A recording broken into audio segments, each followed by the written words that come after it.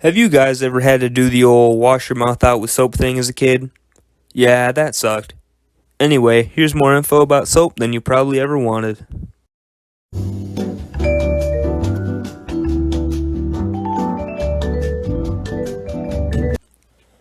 What is soap? Soap is a salt of a fatty acid used in a variety of cleansing and lubricating products, both commercially and domestically. Humans have used soap for millennia.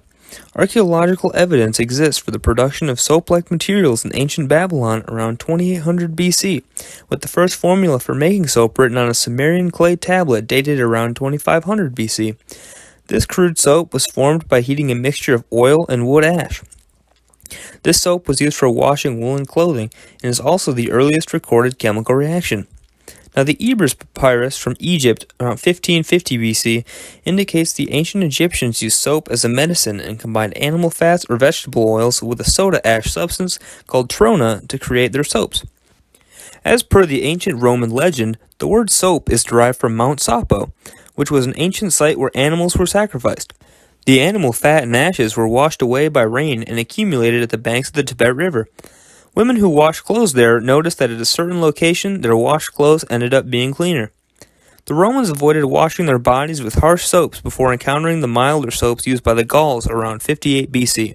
They previously preferred to massage oil into their skin and then scrape away both this oil and any dirt with a strigil, a dull curved blade. After discovering the milder soaps, they started making their famous bathhouses. With the fall of Rome came a fall of hygiene standards. With the serious lack of cleanliness, a number of diseases and plagues became common during the Middle Ages. If you saw this guy, you knew you were screwed. It wasn't until the 7th century that soap making started to see the light in Italy and Spain, where goat fat and beech tree ashes were used for soap preparation. As you could probably guess, animal fat mixed with ash wasn't very pleasant smelling. When they discovered that olive oil would replace animal fat and perfume could be added to greatly enhance the scent, soap making began taking a firmer hold in the Mediterranean and bars became a luxury item. There was actually a soap tax in England until the mid-1800s. Mass production of soap didn't really take place until the Industrial Revolution in the late 1700s, and liquid soap was not invented until the 19th century. In 1865, William Shepard patented the first liquid version of soap. In 1898, 33 years later, B.J. Johnson developed a soap derived from palm and olive oils. His company, the B.J. Johnson Soap Company, introduced palm olive soap that same year. I'm sure some of y'all recognize that brand as its conglomerate, Colgate Palmolive, still racks in over $17 billion annually. There are so many types of soap. There's toilet soap, bathing soap, hand soap, guest soap, beauty soap, novelty soap, dish soap, laundry soap, medicated soap, antifungal soap, antibacterial soap, animal soap, milk soap, homemade soap, soap flakes, soap on a rope, drop soap, soap operas, and that's not counting detergents and other cleaners. Now there's a myth about whether or not the Nazis made corpses into soaps, and I quite frankly wouldn't put it past them. Their ideals weren't exactly squeaky clean. Now let's talk more about soap operas. Soap operas are typically a long-running radio or television serial, frequently characterized by melodrama, ensemble casts, and sentimentality.